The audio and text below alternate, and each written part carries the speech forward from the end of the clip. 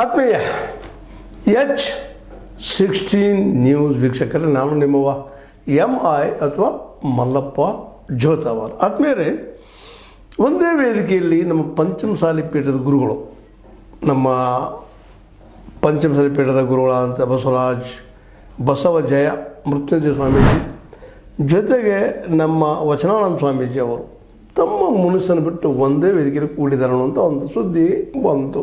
ಇನ್ನು ಹೋರಾಟಕ್ಕೆ ತೀವ್ರತೆ ಬರ್ತದೆ. 2A ಸಲುವಾಗಿ ಪಂಚಮಸಾಲಿಗಳು ಬಹಳ ದಿನಗಳಿಂದ ಹೋರಾಟ ಮಾಡ್ತಾ ಇದ್ದಾರೆ. ಇಷ್ಟೊಳಗೆ ಆಗಬೇಕಾಗಿತ್ತು ಅನ್ನೋದು ಯಾಕೆ ಆಗ್ತಾಯಿಲ್ಲ, ಅದು ರಾಜಕಾರಣಿಗಳಿಗೆ, ಪೀಠಾಧ್ಯಕ್ಷರಿಗೆ, ನಮ್ಮ ಸ್ವಾಮೀಜಿಯವರಿಗೆ ಬಿಟ್ಟಂಥ ವಿಷಯ. ಅನೇಕ ಕಾರಣಗಳು.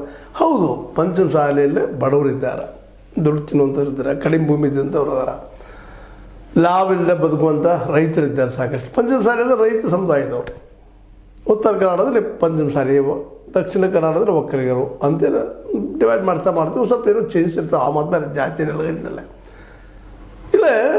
ಪಂಚಮಸಾಲಿಗೆ 2A ಕೊಡಬೇಕು ಅನ್ನೋ ಬೇಡಿಕೆ ಅಂತ ಇರಲಿ. ಅವರು ಒಕ್ಕಟ್ಟಾಯಿತು, ಕೂಡಿದ್ದಾರೆ ಇಬ್ಬರು ಸ್ವಾಮೀಜಿಯವರು. ಭಾಳ ಸಂತೋಷ ವಿಷಯ. ಪಂಚಮಸಾಲಿಗರು ಆದಷ್ಟು ಬೇಗನೆ 2A ಪಡ್ಕೊಳ್ಳಿ ಅಂತ ಎಲ್ಲರ ಬಯಕೆ. ಆದರೆ ಒಂದು ಮಾತಿಲ್ಲ, ನನಗೆ ಅರ್ಥ ಆಗ್ತಾಯಿಲ್ಲ. ಹೌದು, ಬಡತನದ ಶಿಕ್ಷಣ ಇಲ್ಲ, ಎಲ್ಲರೂ ಕರಿಬೇಕು, ಮಾಡಬೇಕು ಅನ್ನೋವಂಥದ್ದನ್ನು.